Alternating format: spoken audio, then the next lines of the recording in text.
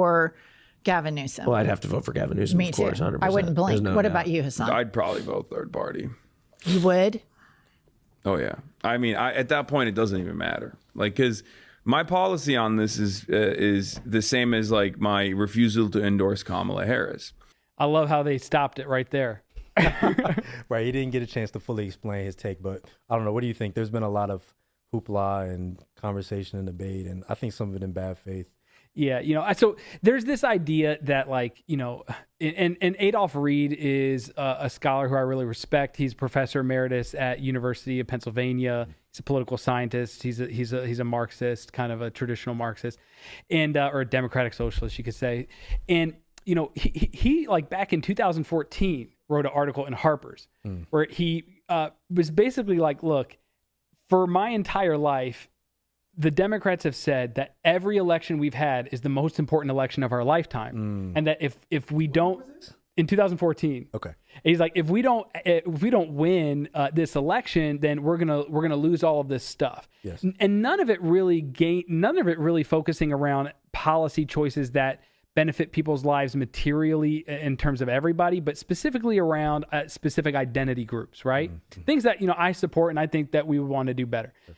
And what he says is like, what we've actually seen throughout the course of his life is, because people say, if we don't vote for Trump or if we don't vote for a Democrat and a Republican wins, the Republican is going to do more harm now, right? Yeah. And that is true. Right. But what Adolph Reed Jr. was arguing in this article is that, yeah, but over time, what happens is the Democrats cater to the right. Mm-hmm. They tell the left, like, you got to get in line. Mm-hmm. And then everything moves further to the right. Mm-hmm. And so that over time, that philosophy actually ends up doing more harm to all of the marginalized people in our country, to all the people all around the world, because we're just consistently moving it back. Some people call it the ratchet effect, right?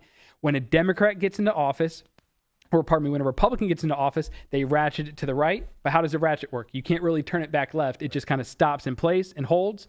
And then a Republican gets back into office and it moves there.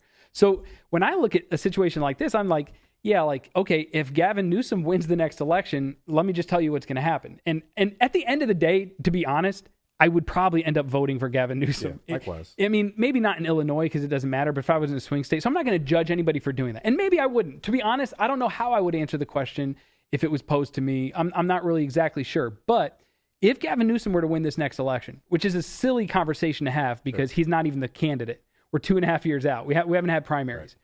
Right. And which, by the way, that's a part of the control, is they want to establish the frame right now. Right. Like I did sales for so long. In sales, you will not be able to close at the end if you didn't start with the proper framing at the beginning. Right? Like, hey, do you want life insurance? No. Right? That's the framing. Yeah. But if you ask instead, the framing is, hey, if something were to happen to you and you pass away prematurely, would you want your family's standard of living to be better, worse, or at a minimum stay the same? I want to at least stay the same. Now you're cooking. So they just want to control the framing. Sure. But what will happen is Gavin Newsom will win, and we'll just have 4 more years of terrible neoliberal policies that gut the working class in America, that make life worse for everybody. He'll continue to kill 500,000 people a year with U.S. sanctions. I don't know if you guys have seen that recent report from The Lancet that U.S. sanctions kill over 564,000 people every single year on average over the last 40 years averaged out. If you add that up, that's tens of millions of people. Tens of millions. And they talk about how many people has socialism killed. Yeah. Come on, get out of my face. They also count the amount of Nazis that were killed, or by the way, in terms of the amount of people that communists killed, because it was Russia killing all the Nazis in the little black book of communism that they have. Yeah. Kind of crazy. But what will happen is we'll have all these failures, and then somebody worse than J.D. Vance will come in. You know what I mean? Or J.D. Vance will come in. It'll just ratchet further to the right. So now is not our time to talk about some hypothetical scenario about what we will or won't do in some fake election between Gavin Newsom and J.D. Vance. Hopefully, if I'm an atheist, but if there's a God, he takes them both home before then anyways. We don't need either of them around. Before 2020. Hey, yeah, come Lord Maranatha and whatnot. We need it. But, and then something worse will happen. So that's kind of what I think. Yeah, I think the right never talks like this. No. I've never heard anyone on the right say that we need to vote for insert regular Republican, John McCain-esque George W. Bush here so that we don't end up with Kamala Harris. Partly it's because there isn't really a true left-wing movement in America, so they don't really have to worry about this problem in the same way that people on the left have to worry By the way, about why isn't there a true left movement? Because of exactly the conversation we're having. the Democrats seem to be doing the job of the Republicans for them. That's right. And so, but one, it's too far in advance to be doing that. But I think the thing that's been frustrating me on social media, which, part of my problem for even engaging in it, but, I'm starting to kind of change my tune a little bit on that, because I think there's this prevailing, this is a sidebar, idea that social media is somehow less important. It's not real. I don't want to minimize the conversation that happens on social media, notwithstanding the conversation we just had. Yeah. Because my mind and your minds have been open to a lot of different ideas. I've seen book recommendations, things that I take and dig deeper on because of things I've seen on social media. So I just want to say that first. Like, just because a conversation is happening on social media, that doesn't mean that it's somehow less serious or less important. But the conversation that I've seen is that people on the more liberal side of things are saying, well, if you don't support whatever Democrat we have that goes out in 2028, you are basically effectively a moderate, or a secret MAGA person, a Republican.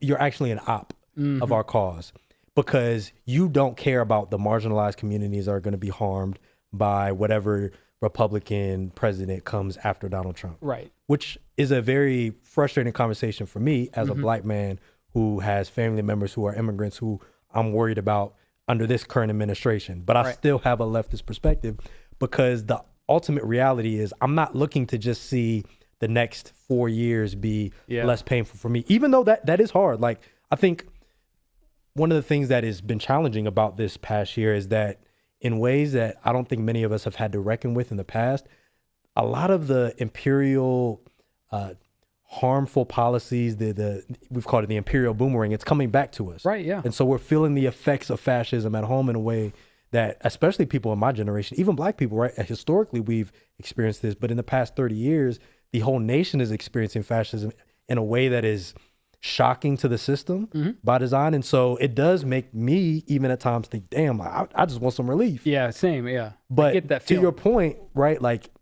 Gavin Newsom may give you a little bit of relief for 4 years, but then, like you said, who knows? Maybe Stephen fucking Miller would be president in 2032. That's right. Right. So if we don't actually get to the root cause of the problem that we're facing, we're just going to continue to go in the same direction. If we don't pull some people further left and say we actually need to have a left-wing movement. And so Marco Rubio was talking today. I was just watching this. It wasn't today. I was watching the video today, but he was talking in Munich. Did you see the? I saw that I saw people clap for him, and I was like, my little heart can't take this right now. Yeah, so he was talking about how Europe and America need to unite to reinforce and renegotiate this empire that has happened in years past. He's lamenting the decline of the American and European empires, and we need to unite. And he called out the anti-colonial movements, the communist, the leftist movements that have pushed back against the imperial empires of Europe and America. So when I hear that, and then I hear this conversation, I have to ask people who are liberals, who do the fascists see as an actual threat to them? Yeah. They don't see the Democrats as a threat. No way. He sees the leftists as a threat to their reinstitution of this empire. That's exactly so that should tell you something. 100%.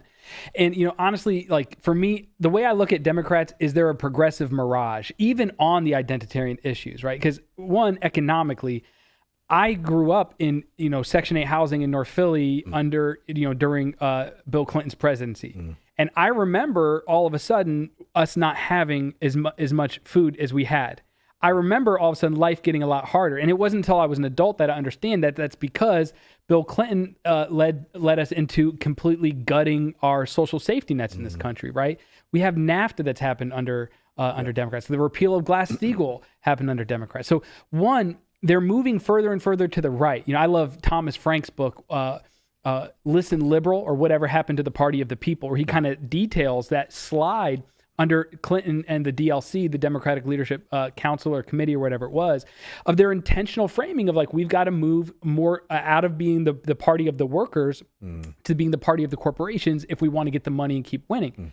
But then you can go, yeah, but like, look, like we got gay marriage, we had like all good things. We got all, more rights for trans people, which there's never really been more rights for trans people. It's been like a cultural victory that we've won. But even still, even with all of that, like they have been, the Democrats have been happy to allow the Supreme Court to do all of that work for them. And now what's happened as a result is, it looks to me like Obergefell is going to be on the table again. Like I can see them lining the it up. rumblings are happening. Yeah. And, we lost Roe v. Wade, right? Like all those things are crumbling. And you go, well, what could the Democrats have done? I don't know. How about one of the 2 or 3 times that they had control of all 3 branches?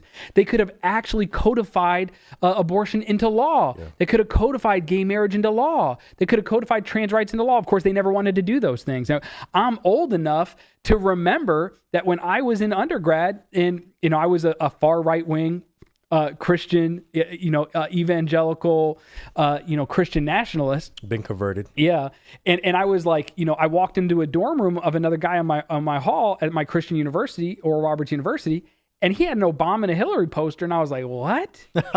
And I was like, how can you do that? Wait, Obama and Hillary? He had an Obama and Hillary. What year was this? It was 2007. Okay, so it was like the primaries. Primaries. And he's like, yeah, I like both of them, but I like Obama more.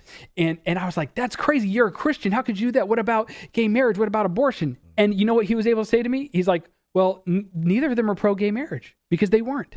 That's true. You know what I mean? Yeah. They shift, but they never really shifted enough to actually even do anything about it. They just let the courts do it. So what victories are we really going to win? What are we actually going to fight back? Like, this is our time to say, no, fuck you, Gavin Newsom. Fuck you, Democratic Party. Like, we actually want to fight for the people. We actually want to do something.